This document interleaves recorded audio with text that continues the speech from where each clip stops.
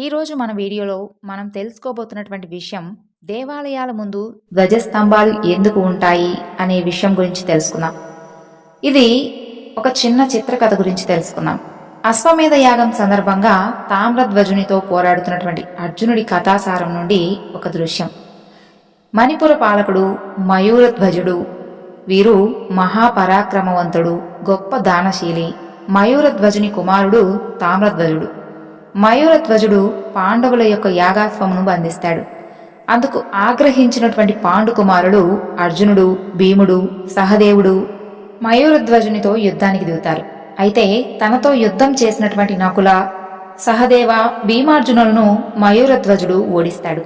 అప్పుడు పట్టువదలనటువంటి పాండుకుమారుడు ఎంతగానో ఆగ్రహానికి గురై ఉంటాడు. తన తమ్ముళ్ళు ఓడిపోయినటువంటి విషయం తెలిసినటువంటి ధర్మరాజు స్వయంగా మణిపురం వైపు బయలుదేరుతాడు. అది తెలుసుకున్నటువంటి కృష్ణుడు ధర్మరాజును వారిస్తాడు. మయూరధ్వజుని జయించేందుకు ఒక కపటోపాయాన్ని చెబుతాడు. పన్నాగం ప్రకారం శ్రీకృష్ణుడు, ధర్మరాజులు ఇద్దరూ కూడా వృద్ధ బ్రాహ్మణుల రూపంలో మణిపురం చేరుకుంటారు. అతిథులను చూసినటువంటి మయూరధ్వజుడు వారికి ఆహ్వానం పలికి దానం ఇవ్వదలచి ఏం వరం కావాలో కోరుకోండి, ఎలాంటి దానమైనా సరే నేను తప్పకుండా ఇస్తాను అని చెబుతాడు.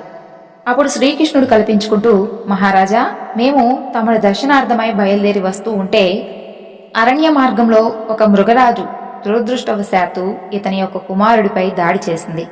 ఈ యొక్క హఠాత్ పరిణామానికి మేము ఎంతగానో చింతిస్తూ అన్యం పుణ్యం మెరుగనటువంటి బాలుని విడిచిపెట్టవలసిందని ఆ మృగరాజును ఎంతగానో ప్రార్థించాం.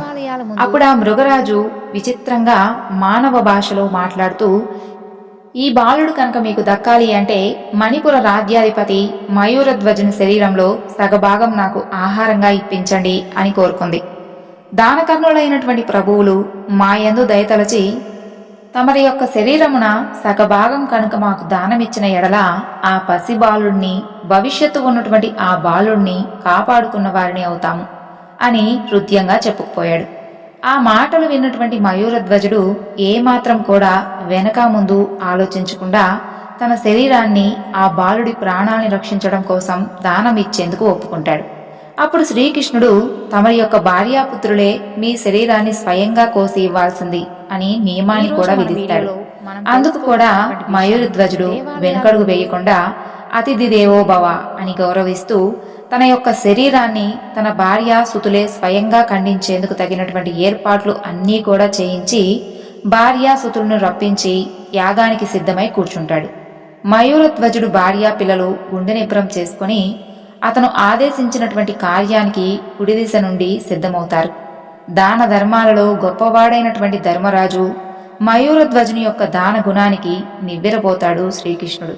ఇంతలో మయూరధ్వజుని ఎడమ కన్ను నుంచి నీరు రావడం ధర్మరాజు గమనిస్తాడు.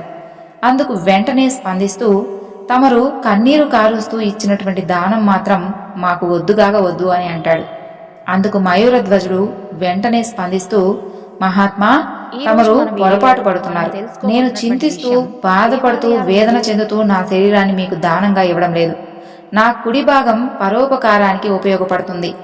ఆ భాగ్యం నాకు కలగలేదు కదా అని ఎడమనేత్రం బాధపడుతున్నదే తప్ప మీరు అనుకుంటున్నట్లు కాదు.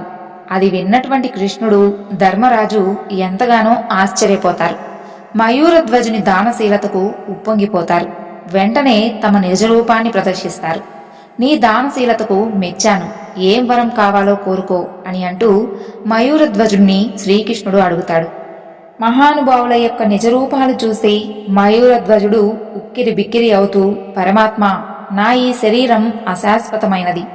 కార్యక్రమంలో ఈ శరీరం నశించిన నా ఆత్మ పరోపకార్థం ఉపయోగపడేలా నిత్యం మీ ముందే ఉండేలా నేను దీవించండి అని హస్తాలతో ఆనందంగా కోరుకుంటాడు. అందుకు శ్రీకృష్ణుడు ఆశీర్వదిస్తూ, మయూరధ్వజ, తదాస్తు, నేటి నుండే భూలోకంలో ప్రతి దేవాలయం ముందు నీ గుర్తుగా నీ పేరున ధ్వజస్తంభాలు వెలుస్తాయి.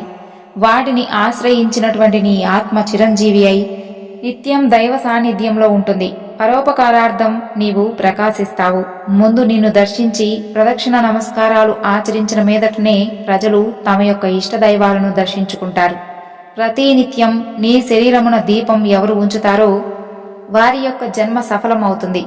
నీ శిరస్సును ఉంచినటువంటి దీపం రాత్రులందు బాటసారులకు దారి చూపిస్తుంది అని అంటూ అనుగ్రహించాడు శ్రీకృష్ణుడు.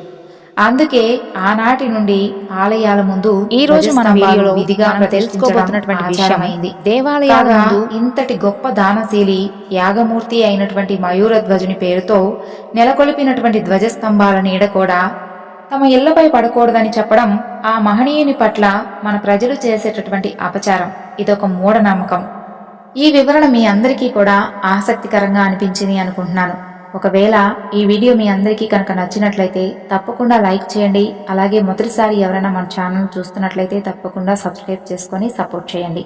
మరొక చక్కని వివరణతో మీ ముందుంటాను. అంతవరకు నమస్కారం. జై శ్రీకృష్ణ.